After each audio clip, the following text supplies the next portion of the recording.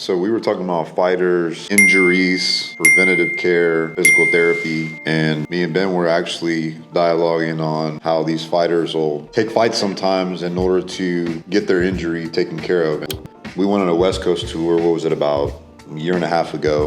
We visited as many of the prominent gyms on the West Coast as we could, and we learned a lot of things that a lot of people just don't know. One of them, what was a gym that we went to? It was in Huntington Beach. You're talking about HB Fight Club? Yeah. Yep, that was the one. Yeah, so he was telling us about a fighter that he was injured. He had a fight coming up. He needed to fight to make money, so he couldn't cancel his fight, but he didn't have insurance to do any type of preventative care or take care of the injury. I believe it was a knee injury. So he took the fight. He knew he was going to get murdered because his knee was jacked. Ended up losing the fight, but he got paid. And because he, quote unquote, got injured during the fight, he was covered and could have follow-on care after that. UFC, PFL, really any sanctioned commission fight, they are required to insure these fighters during their fight with combat insurance. So if they're injured in the fight, they'll take care of them. However, before the fight and after the fight, no deal. These fighters, they're up and coming, they're struggling, they gotta get a payday. They don't wanna tell the promotion that they're hurt because if they do, that could cancel their fight and make them lose their payday. They don't have insurance to begin with, so they don't have anything to fall back on to try to get any type of care, to bandage it up, to do any type of healing prior to. And so they're in this kind of double-edged sword situation where, they don't have a choice. I gotta take the fight. I'll take the fight injured because I gotta get paid. I gotta keep my lights on and pay the bills, or at least get to the next fight. This fight's a wash. Let me get to the next fight, because I'm injured in this one. I'm gonna recover. But what that does is it really just makes them susceptible, like we were talking about before.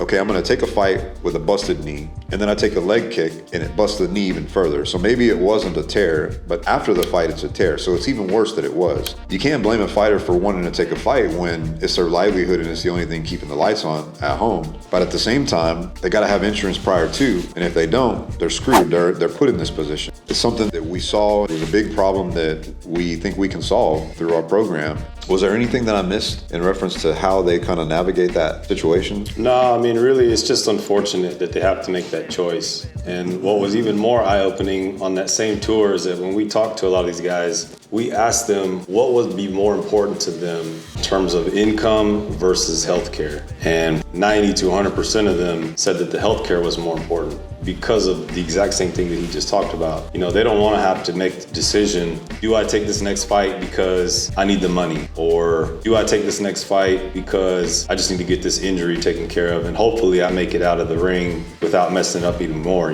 So it is a big problem, and it's something that these guys want to talk about, but almost like they're handcuffed and their hands are tied and they can't talk about it. Or they don't want to talk about it because the consequences supersede what the benefit is for them. Like you said, it's a choice that they're faced with, and they only have 1 or 2 fights throughout the year.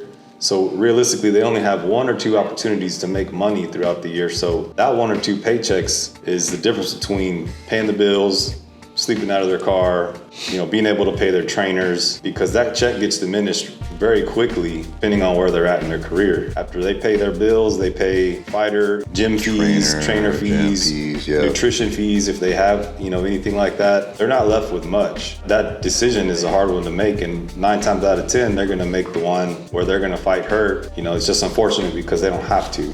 And just to add on to that, it's a psychological thing as well. It goes way deeper than just an injury, right? These guys are pursuing something, in essence, creating a resume for themselves. And so as a fighter, if I take a loss against somebody that I know I could have beat if I was healthy, I just know I could have beat them. That does something to them psychologically that carries on or could potentially carry on to the next fight. And so it's a way bigger deal than just like, call it a wash, it is what it is, take my L. An L is a big deal to a fighter that's up and coming because that record means so much to them getting to the next level, to them getting a shot at the championship or getting a shot at the next promotion that they're trying to pursue.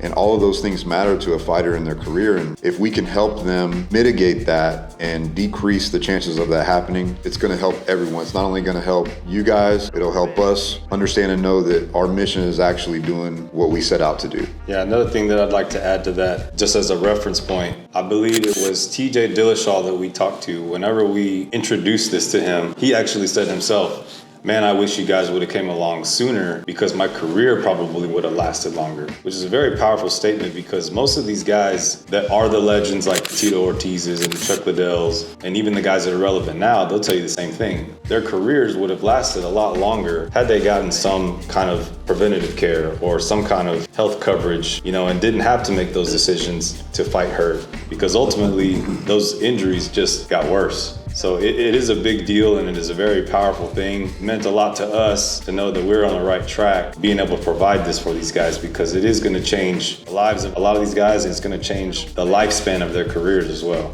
Realistically, MMA hasn't been around for that long in comparison to other sports. We look at some of the legends, those prominent figures in the MMA space that have made that top 1%, if you will. A lot of them have consistent ongoing issues. Frank Mir, they started their own promotion to try to help mitigate some of these things. Kudos to them, because this is something that carries on further than just, okay, I'm trying to pursue a career and make it to a point where I'm successful and I provide it for my family. But then what happens whenever you've accomplished that and your mental health starts to decline because of the amount of head trauma that you've taken, right? Or the injuries that you've been susceptible to or fought through because you didn't have a choice. You didn't have a choice in recovery or the proper recovery or the insurance to help you with that proper recovery. It just creates this mountain of a ripple effect that we're trying to prevent. We're trying to create the solution through the programs that we have. Going back to our partnerships and what we've been working on for so many years, we're the first company to bring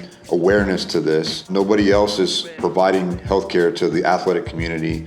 Nobody else is trying to create a supplemental income to the athlete community, to the fight community, much less. This carries on to much more than that, though, to creating an atmosphere of mental health, of sustained longevity, of the ability to live a long-lasting, happy life with your family and mitigate head trauma, mitigate traumatic brain injuries, which is very common in football, fighting, and boxing. These are things that can be prevented. We want to make our footprint in the industry as a company that is putting resources in place in order to mitigate those situations. If that sounds like something that could be helpful to you, click the link. It's a 2-minute survey. Hit like, subscribe, notification button. Follow us as we go across our journey and roll this out to the masses. We want to get everybody that we humanly possibly can these free policies.